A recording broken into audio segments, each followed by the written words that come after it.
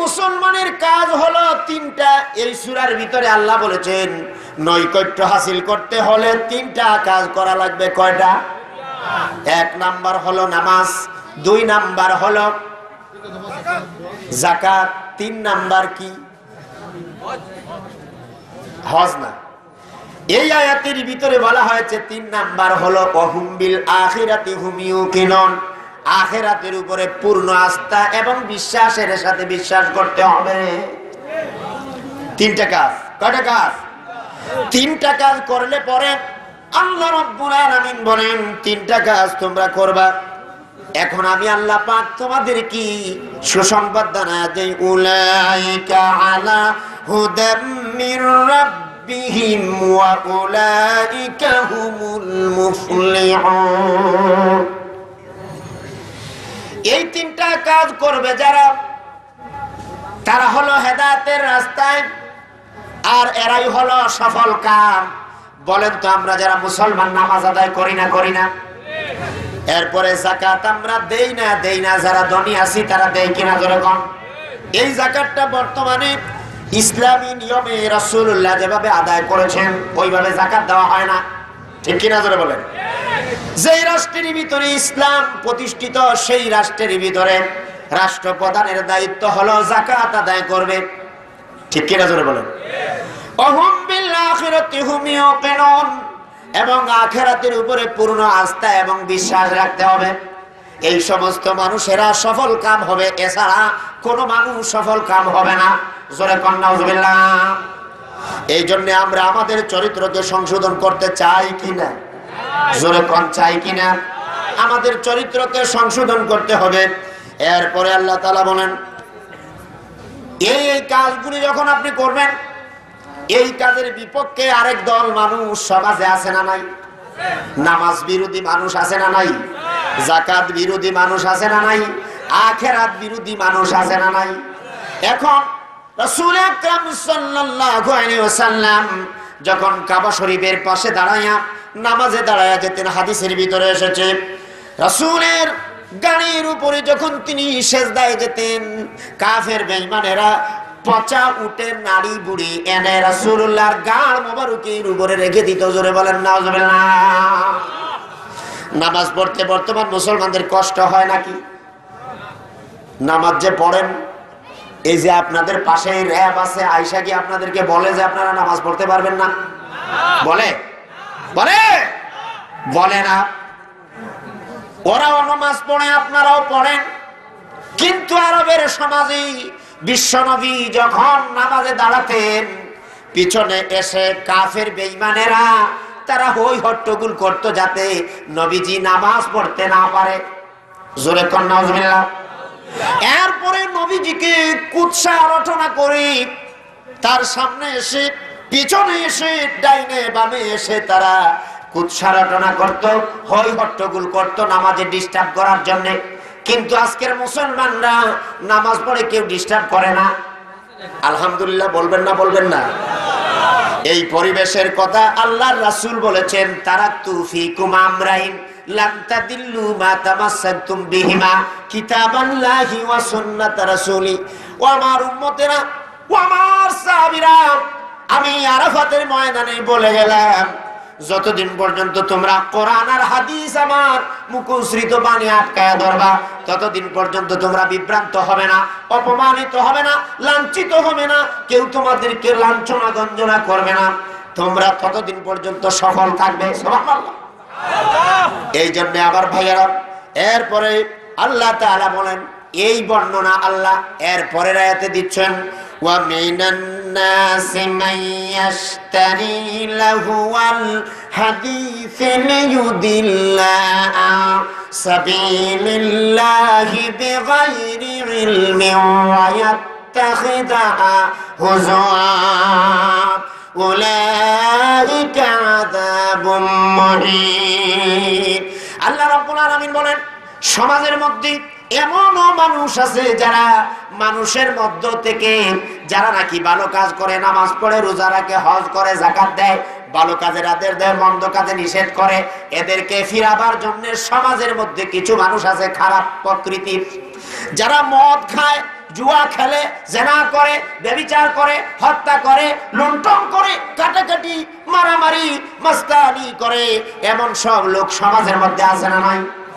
এরা নামাজিদেরকে ডিস্টার্ব দেয়, ফরজগারদেরকে ডিস্টার্ব দেয়। এই কথা আল্লাহ তাআলা কোরআনের মধ্যে তুলে দিয়েছেন। আল কোরআন ইউফাসসিরুহু ফিজ জামান, কোরআন প্রতিটা জামানার তাফসীর করে। আপনি যদি মনে করেন আরবের সমাজে কোরআন নাজিল হয়েছে, বর্তমানে কোরআন আমাদেরকে শান্তি দিতে পারবে না।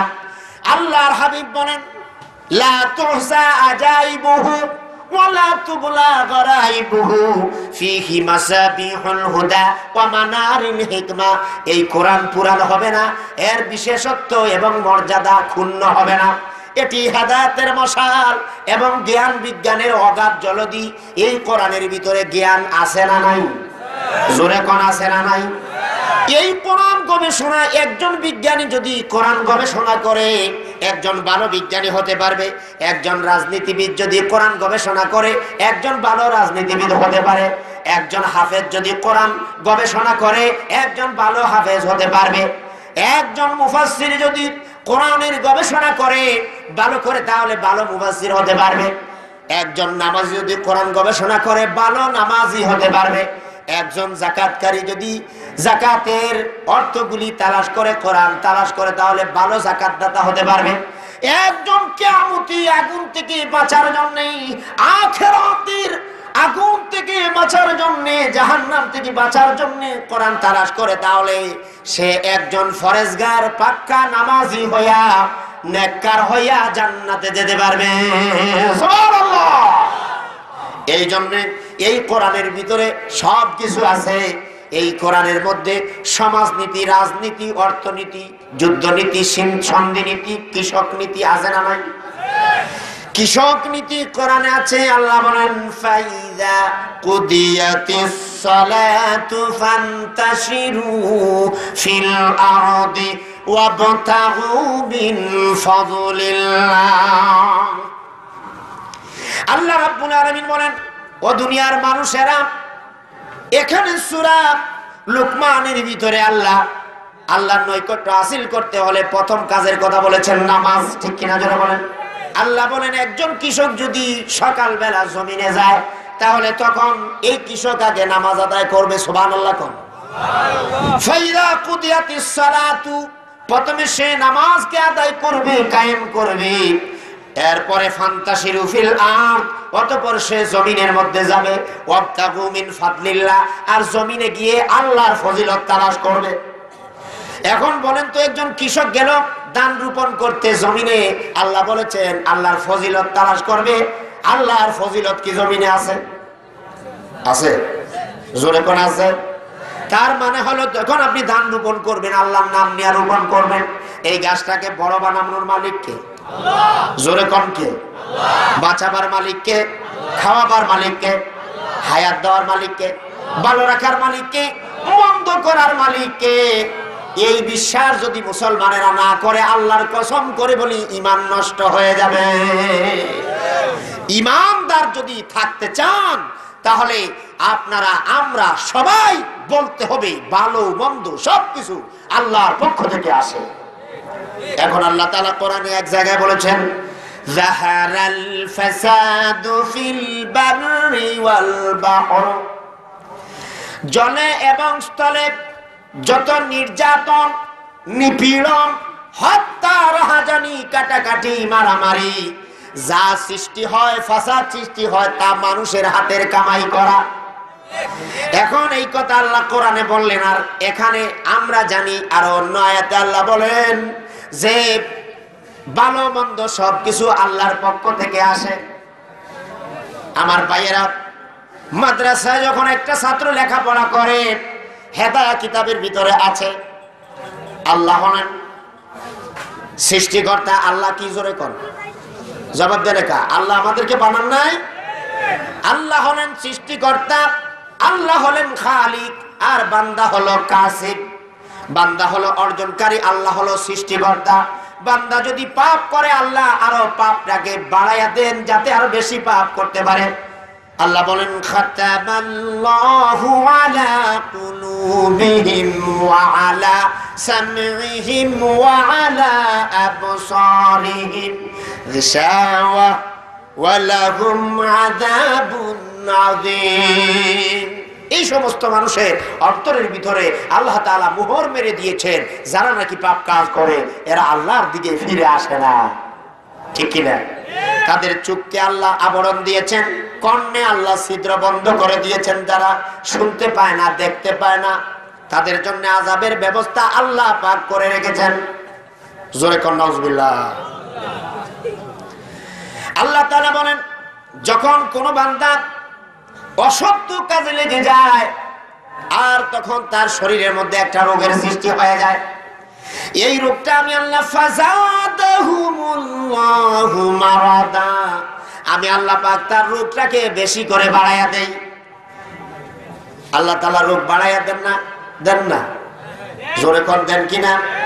আপনারা বলেন যে আল্লাহ তারে হেদায়েত করেন না, মাইয়ুদলিল্লাহ ফালা হাদিয়া লা, যাকে আল্লাহ হেদায়েত না করেন সে নিজে নিজে হেদায়েত হতে পারে না।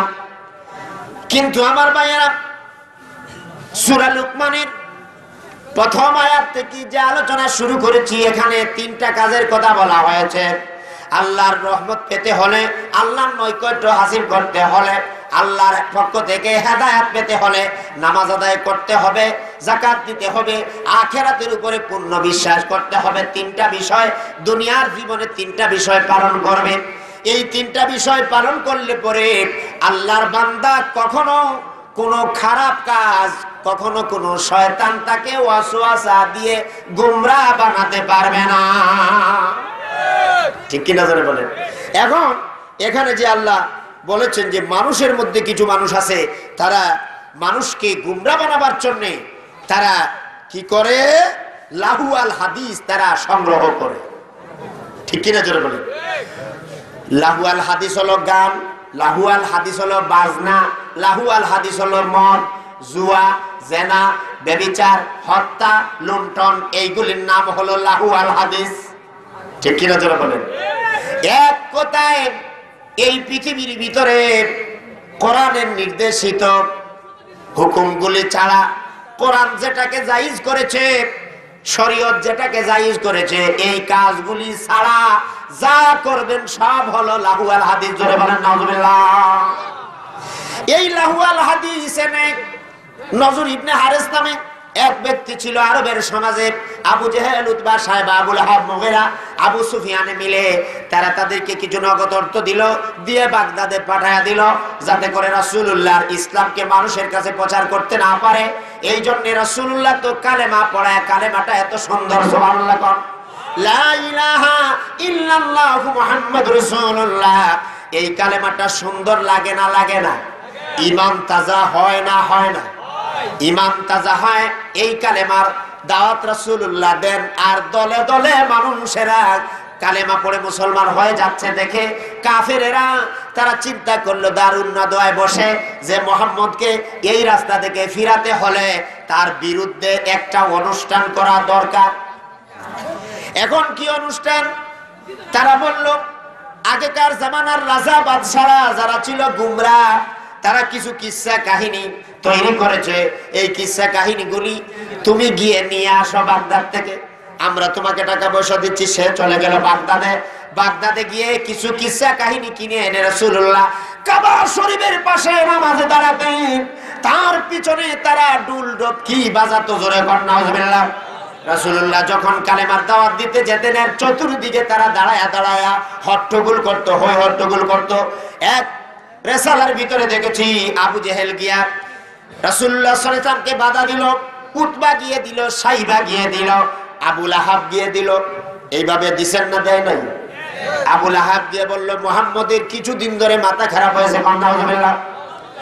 একজন বলেছে মুহাম্মদ গণক হয়ে গেছে, কোরআনে এই কথাগুলি আছে। আমার ভাইয়েরা, আরেকজন বলল মুহাম্মদ পাগল হয়ে গেছে, আরেকজন বলল মুহাম্মদ গণক হয়ে গেছে, আরেকজন বলল মুহাম্মদ জাদুঘর হয়ে গেছে, আরেকজন বলল মুহাম্মদ আমাদের ভাতিজা, এই মুহাম্মদ যা বলে তা তোমরা শুনবা না, এটা অলৌকিকভাবে তার মধ্যে আসছে, এইটাতে কোনো কল্যাণ নাই। আমাদের বাতিজা এর বয়স অল্প, যা নির্দেশ দিব আমরা দেব। আমরা এই মক্কার অধিপতি আবু জেহেল, উতবা সাহেব, আবু লাহাব, মুগীরা মিলে সবাই তারা সিদ্ধান্ত নিল যে মুহাম্মদকে ইসলামের দাওয়াত থেকে, কালেমার দাওয়াত থেকে সরাইয়া দিতে হবে। মুহাম্মদ সাল্লাল্লাহু আলাইহি ওয়াসাল্লাম কি ডবকি বাজানো দেখে ইসলাম ত্যাগ করছেন নাকি? মুহাম্মদ সাল্লাল্লাহু আলাইহি ওয়াসাল্লাম ইব্রাহিমের উত্তরসূরি, ইসমাইলের উত্তরসূরি, হযরতে আদম থেকে নিয়ে ঈসা পর্যন্ত যত নবী এসেছেন সকল নবীদের উত্তরসূরি। কোন সুবহানাল্লাহ। সকল নবীকে আল্লাহ তাআলা যা দাওয়াত দেওয়ার জন্য বলেছেন সব নবীরা রিসালাতের দাওয়াত দিয়েছে আর আল্লাহর দাওয়াত দিয়েছে, ঘোষণা দিয়েছে। কিন্তু আপনার নবী, আমার নবী, বিশ্ব নবী, এই যে আয়াতটা পড়েছি, তিনটা কাজের কথা বলা হয়েছে। কয়টা কাজ? তিনটা কাজ। রিসালাতের কথা, আল্লাহর ঘোষণা, ঈমানের কথা আর আখিরাতের কথা। তাওহীদ, রিসালাত, আখিরাত, তিনটা বিষয় নিয়ে রাসূলুল্লাহ পরিপূর্ণ নবী হয়ে সমাজের ভিতরে এসেছেন। এখন তাকে ফিরানো যাবে না, এই দেখে তারা পদ্ধতি নিল যে মুহাম্মদকে এই অবস্থা থেকে ফিরাতে হবে। রাসূল অনেক বাধার সম্মুখীন হয়েছেন না হন নাই? হয়েছেন।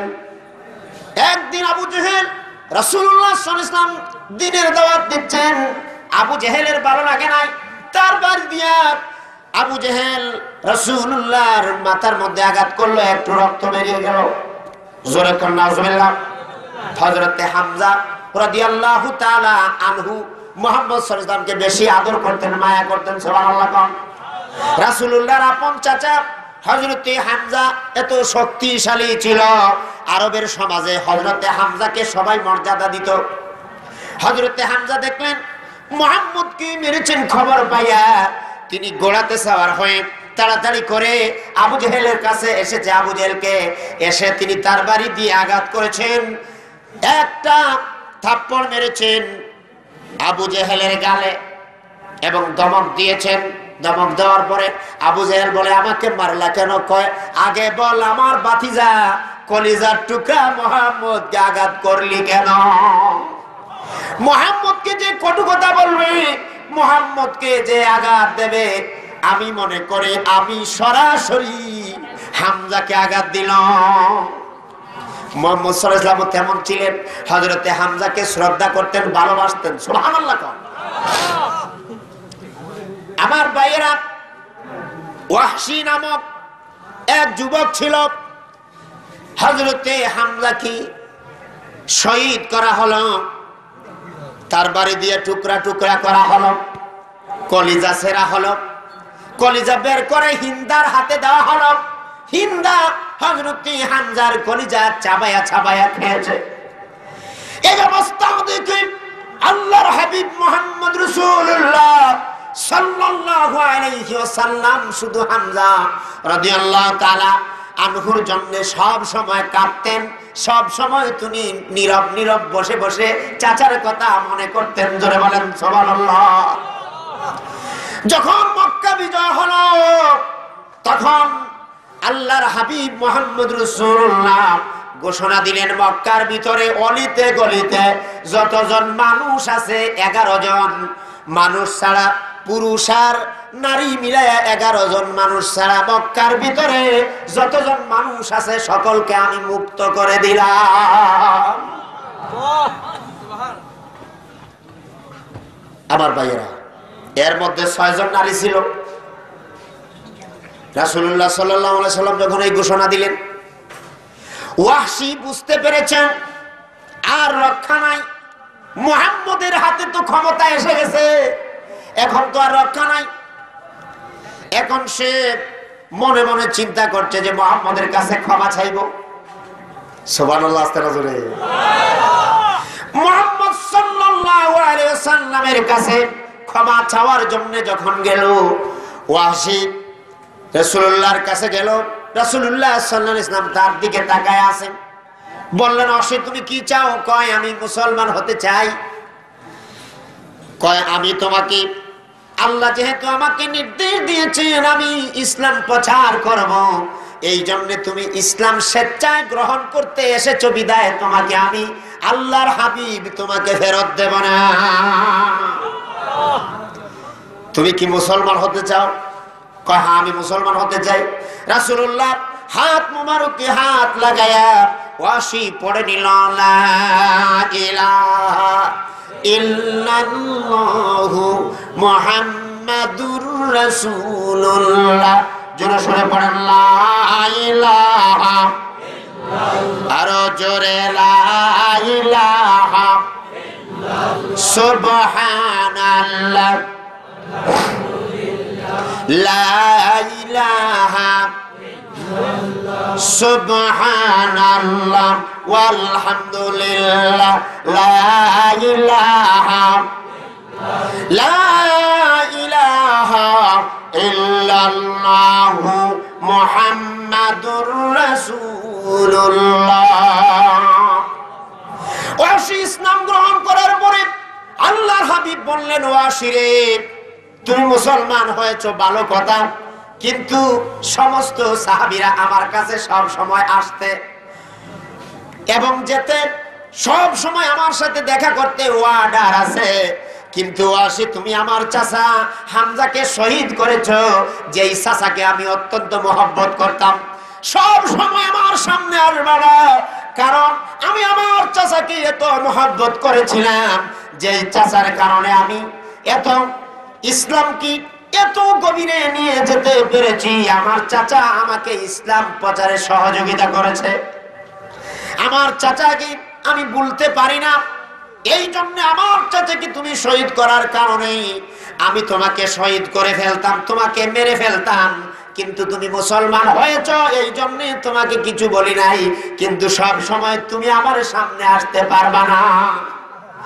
রাসূলুল্লাহ মাথা নিচু করে চোখ দিয়ে জড়জড় করে পানি পড়লো, আর ইচ্ছা মতো কাঁদলেন। কেঁদে কেঁদে ওয়াসিকে বললেন সব সময় আমার কাছে আসবা না। ওয়াসি তাই করলো। যতদিন ওয়াসি জীবিত ছিলেন ততদিন পর্যন্ত ওয়াসি রাসূলুল্লাহর সামনে সব সময় আসতো না। আমার ভাইয়েরা, ওয়াসি শপথ নিল, রাসূলুল্লাহর কথা শুনে ওয়াসি শপথ নিল, যেই তার বাড়ি দিয়ে আমি ইসলামের একজন সৈনিককে শহীদ করে দিয়েছি, এই তার বাড়ি দিয়ে ইসলাম বিজয় না হওয়া পর্যন্ত আমি ওয়াসির যেন মরণ না হয়ে যায়। আমার ভাইয়েরা, ওয়াসি ইসলামের কাজে এত গুরুত্ব সহকারে লেগেছে, তার ইতিহাস পড়লে দেখা যায় ওয়াসি রাদিয়াল্লাহু তাআলা তিনি ইসলামের জন্য, কোরআনের জন্য, রাসূলের জন্য পরিশ্রম করেছেন রাত দিন 24 ঘন্টা। সুবহানাল্লাহ। আমার ভাইয়েরা, এই জন্য সমাজের ভিতরে এমন মানুষ আছে যারা নাকি কোরআন থেকে মানুষকে ফিরাবার জন্য, দ্বীনের কাজে মানুষকে ফিরাবার জন্য তারা বাধা দেয়। এই বাধা যারা দেবে তাদেরকে আল্লাহ বুঝ শক্তি দান করুন, জোরে বলেন আমিন। আসলে যারা বাধা দেয়, যারা মদ জুয়া জানাবি বিচারের সাথে জড়িত, এই সমস্ত মানুষগুলি গানের সাথে যারা জড়িত, মাজার পূজায় যারা জড়িত, ঠিক কিনা? আছে না নাই? খাজা সার মুরিদ আছে না নাই? আছে না নাই? কেল্লা সার মুরিদ আছে না নাই? গোসল শরীফের পানি মুসলমানেরা খায় না, খায় না? এক উলঙ্গ ব্যক্তি গোসল করে, গোসল করার পরে গোসল শরীফের পানি নিয়ে ওই মুসলমানেরা খায়, কয় রোগ ভালো হয়, জোরে কর নাউজুবিল্লাহ। যাই গোসল করার পানি যেটা গা ধুইয়া পড়ে, এটা কি কর? জোরে কর নাপাক। না পাক? জোরে কর পাক না নাপাক? পাক। এই পাক পানি মুসলমানেরা খায়, শরীয়তের ভিতরে বলা হয়েছে নাপাক, ঠিক কি না? এখন বলেন তো দেখি, আমরা যারা ঈমান এনেছি তারা কি এই নাপাক পানি খাইবেন? তারা কি খাইবেন? অসুস্থ হওয়ার পরে মুসলমানেরা কি করে? দিশা দিশা পায় না। টাকা যদি থাকে ডাক্তারের কাছে চলে যায়, কিন্তু আল্লাহর উপরে ভরসা করে না, ঠিক কিনা? আল্লাহর উপরে ভরসা করে না, শুধু ডাক্তারের কাছে দৌড় দেয়। আচ্ছা বলেন তো, ঔষধ আপনারা নিজেরা বানাইছেন, কিন্তু ঔষধের মধ্যে অ্যাকশনটা দেন কে? মুসলমানেরা কথা কয় না কা? আল্লাহ ঔষধের ভিতরে অ্যাকশন দেন। এই যে একটু আগে আমরা ভাত খেলাম, এই ভাত খাওয়ার পরে সমস্ত শরীরকে সুস্থ রাখার শক্তি বানায়া দিবার মালিককে? পেটের মধ্যে পেটকে সুস্থ রাখার মালিককে?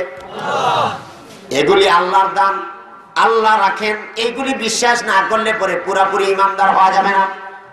এখন আমার ভাইয়েরা, তাদের চরিত্রের ব্যাপারে আল্লাহ বলেন, যারা নাকি লিউদিল্লাহ আন সাবিলিল্লাহ, আল্লাহর রাস্তা থেকে মানুষদেরকে ফিরাইয়া দিতে চায়, গোমরাহ বানাতে চায়, বেগাইরি ইলমিন, শরীয়তের জ্ঞান ছাড়া অন্য জ্ঞান দিয়া, অন্য ফর্মুলা দিয়া তারা মানুষকে কোরআন থেকে ফিরাতে চায়, ইসলাম থেকে ফিরাতে চায়।